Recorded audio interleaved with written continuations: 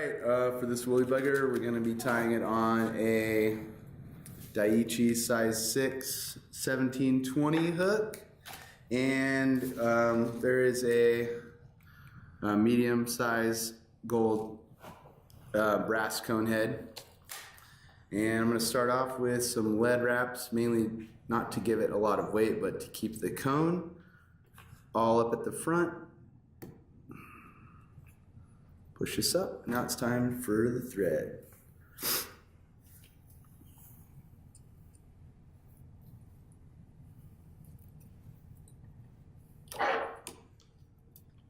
All right. The tie-in point for the 1720 is right at the barb.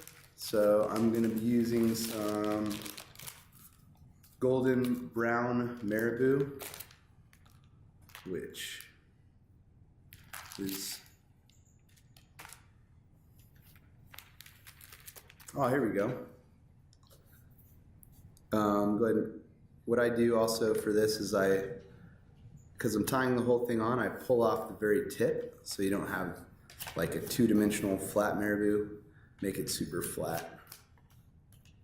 And I want my tail to be the exact same size as the whole hook.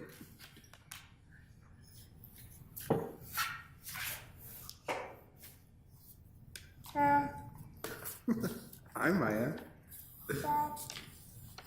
I'm tying a fly right now.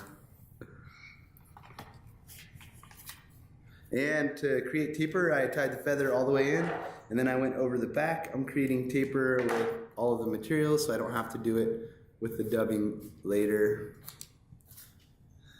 Go back to the tie-in point.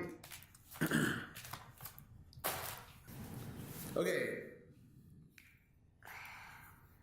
Get my gold wire, which could be copper. It doesn't actually matter what color it is, because you're not going to really be able to see it. I just use the Brassie size. The reason why I'm tying in wire is so that if you catch more than one fish, your saddle hackle doesn't just get broken off and fall apart. It'll stay in there even after a few fish, which is great. I'm also using this right here, this beautiful woolly bugger saddle hackle in brown, and I try to find a piece that's really, really tapered from super skinny to thick, tied in at the tip, and I want the back of it to be pretty slim, and then I want the front of it to be pretty fat, kind of like a sculpin sort of taper. This is a larger bugger coming in at size 6, so I feel like it's imitating more of a fish or a sculpin than it is actually imitating like a bug or something like that. The next step is to tie in your ice dub copper. I'm just making in the back pretty thin dubbing nozzle and getting thicker and thicker, and I'm just dubbing it, twisting it on pretty loose. To be honest, I don't want it to be super spun tightly, because this looks super cool after you catch a few fish. It kind of becomes sort of like a composite loop where there's a lot of the ice dub sticking out along with the feathers. It looks pretty awesome. So you notice that you don't have to work too hard to get a taper because you've used the feather to help create that. I don't want that bump. Clean it up. All right, pretty good taper going from the back up to the shoulders in the front. Now it's time to wrap the saddle hackle.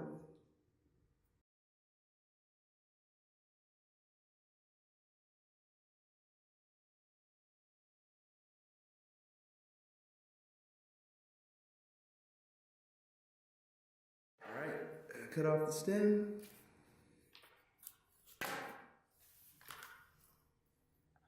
Time for the wire, counter wrap. This is only, again, you can't hardly see it at all. I'm just wrapping over my stems so that if my saddle hackle breaks at all, that my woolly bugger will stay looking like a woolly bugger.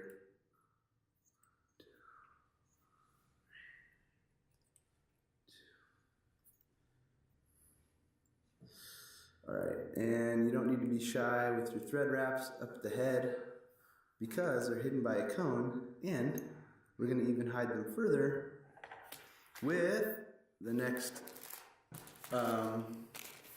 pieces, these sweet rubber legs, barred crazy,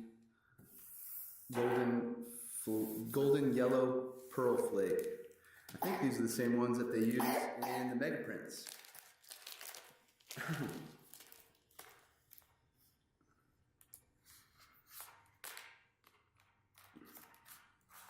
And for this woolly bugger, because it's size 6, I'm just going to use one. Here's how I tie it in.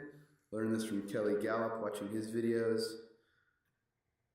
I'm going to tie it in underneath. And right now the thread goes from the back here and then crosses over to the front. I'm going to literally make an X wrap, so the exact same. And I'm done.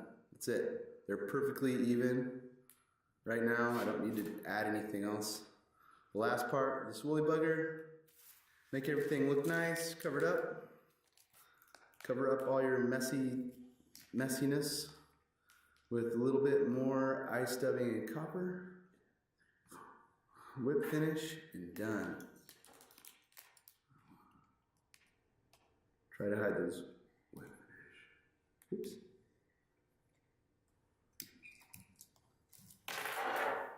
And then, last thing is I cut the legs almost as long as the tail. Not quite, so I cut them right about there.